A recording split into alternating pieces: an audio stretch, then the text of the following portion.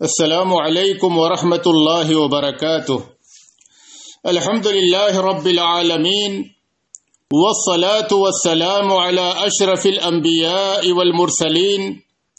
نبینا محمد وعلی آلہ وصحبہ اجمعین وبعد۔ معزز دینی بھائیو، جیسا کہ پچھلے پروگرام میں آپ کے سامنے ان وسائل اور اسباب کا ذکر ہوا تھا جن کو اپنا کر کے ایک مسلمان خود کو وباؤں سے محفوظ رکھ سکتا ہے۔ آج کے اس پروگرام میں اسی کا دوسرا حصہ پیش کیا جائے گا۔ نبی اکرم صلی اللہ علیہ وسلم سے ثابت حفاظتی اسباب میں سے پانچواں سبب بکثرت استغفار کرنا ہے۔ جب امت کے لوگ رب کی بارگاہ میں کثرت سے استغفار کریں گے اور اللہ سے اپنے گناہوں کی معافی کا سوال کریں گے تو اللہ تبارک و تعالی امت مسلمہ سے وباؤں کو اور آفات و بلایا کو دور فرمائے گا۔ یہ استغفار اللہ تبارک و تعالی کے عذاب سے حفاظت کا سامان ہے، جیسا کہ اللہ نے قرآن کریم میں فرمایا وَمَا كَانَ اللَّهُ لِيُعَذِّبَهُمْ وَأَنْتَ فِيهِمْ وَمَا كَانَ اللَّهُ مُعَذِّبَهُمْ وَهُمْ يَسْتَغْفِرُونَ کہ اے نبی صلی اللہ علیہ وسلم، اللہ تبارک و تعالی لوگوں کو عذاب دینے والا نہیں ہے جب تک آپ ان میں موجود ہیں، اور اللہ تبارک و تعالی ان کو عذاب دینے والا نہیں ہے جب تک وہ استغفار کرتے رہیں گے۔ یعنی امت کے لوگ جب تک استغفار کرتے رہیں گے اللہ تبارک و تعالی انہیں آفات و بلایا سے، اپنے عذاب سے اور وباؤں سے محفوظ رکھے گا۔ تو حفاظت کا پہلا سامان نبی اکرم صلی اللہ علیہ وسلم کا وجود تھا۔ آپ صلی اللہ علیہ وسلم اس دنیا سے رحلت فرما گئے۔ اب حفاظت کا دوسرا سامان جو اس امت کے لیے موجود ہے وہ کثرت سے استغفار کرنا ہے۔ ایک مسلمان مختصر کلمہ صبح و شام، رات و دن کے مختلف اوقات میں پڑھے استغفر اللہ۔ استغفر اللہ کا مطلب یہ ہوا کہ میں اللہ سے اپنے گناہوں کی معافی کا سوال کرتا ہوں، یا یہ کہ مزید اضافہ کرے تو کہے استغفر اللہ من کل ذنب واتوب الیہ، یا یہ کہ ان کلمات کے ذریعے سے استغفار کرے لا الہ الا انت سبحانک انی کنت من الظالمین، یا یہ کہ نبی اکرم صلی اللہ علیہ وسلم کی سکھلائی ہوئی دعا سید الاستغفار کو پڑھے، جو استغفار کا سردار ہے۔ وہ دعا یہ ہے اللہم انت ربی لا الہ الا انت خلقتنی وانا عبدک وَأَنَا عَلَىٰ عَهْدِكَ وَوَعْدِكَ مَا اسْتَطَعْتُ وَأَعُوذُ بِكَ مِنْ شَرِّ مَا صَنَعْتُ وَأَبُوءُ لَكَ بِنِعْمَتِكَ عَلَيَّ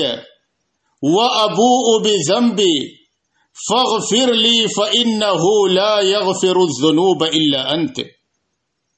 ان میں سے جو کلمات بھی بندے مسلم کو یاد ہوں، ان کلمات کے ذریعے سے اللہ کی بارگاہ میں استغفار کرے، اللہ تبارک و تعالی سے گناہوں کی معافی کا سوال کرے۔ اللہ تبارک و تعالی بندوں سے معاف کرنے والا اور ان پر رحم و کرم کرنے والا ہے۔ حفاظت کا پانچواں سامان اور حفاظت کا پانچواں مضبوط قلعہ نبی اکرم صلی اللہ علیہ وسلم سے ثابت ادعیہ و اذکار کی پابندی کرنا ہے۔ نبی اکرم صلی اللہ علیہ وسلم نے ہمیں جو دعائیں سکھلائی ہیں ان دعاؤں کا اہتمام کیا جائے اور ان کی پابندی کی جائے۔ حضرت عثمان بن عفان رضی اللہ عنہ بیان کرتے ہیں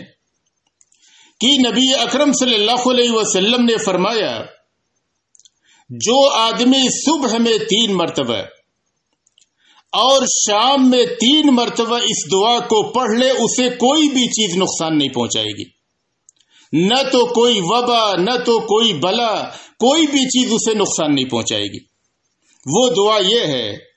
بسم اللہ الذی لا یضر مع اسمہ شیء فی الارض ولا فی السماء وهو السمیع العلیم، کہ اللہ تبارک و تعالی کے نام سے جس کے نام کے ساتھ آسمان و زمین میں کوئی بھی چیز نقصان نہیں پہنچاتی ہے، اور وہ اللہ تبارک و تعالی سننے والا اور جاننے والا ہے۔ حضرت انس رضی اللہ عنہ بیان کرتے ہیں کہ نبی اکرم صلی اللہ علیہ وسلم یہ دعا پڑھا کرتے تھے،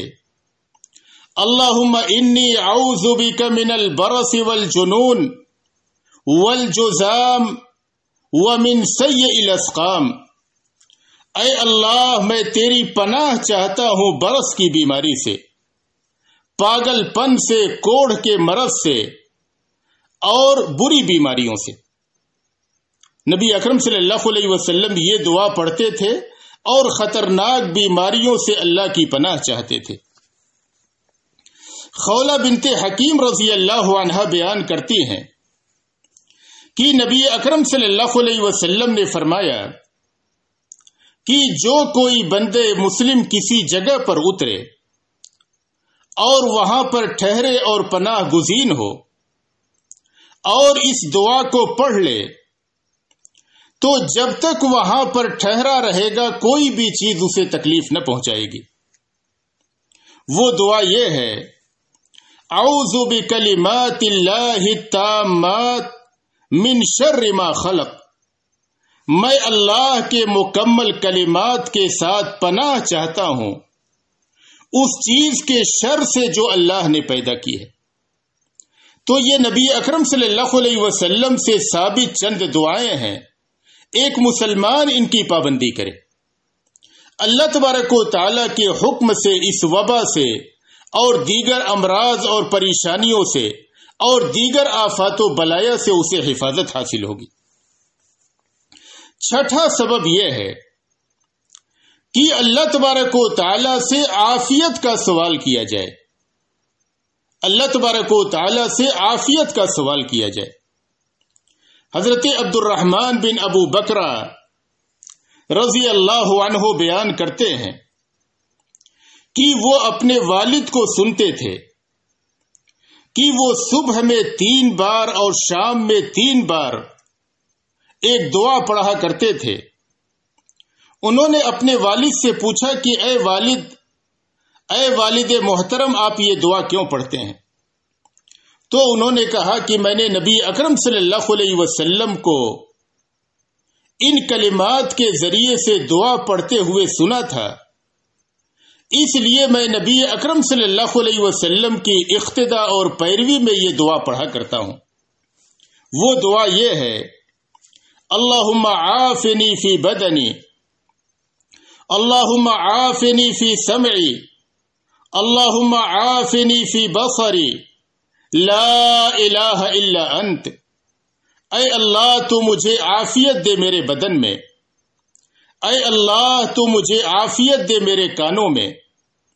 اے اللہ تو مجھے عافیت دے میری آنکھوں میں، تیرے علاوہ کوئی معبود برحق نہیں ہے۔ ایک مسلمان اس دعا کو صبح میں 3 بار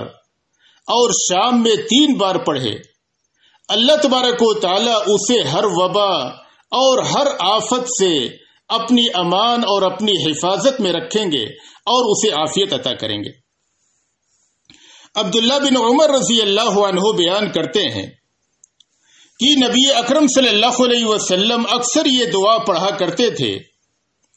اللہم انی اعوذ بک من زوال نعمتک وتحول عافیتک وفجاءت نقمتک وجمیع سخطک، اے اللہ میں تیری پناہ چاہتا ہوں تیری نعمت کے چھن جانے سے، تیری دی ہوئی عافیت کے بدامنی میں تبدیل ہو جانے سے، اور تیری ناگہانی سزا سے، اور تیری ہر ناراضگی سے۔ لہذا ایک مسلمان اس دعا کو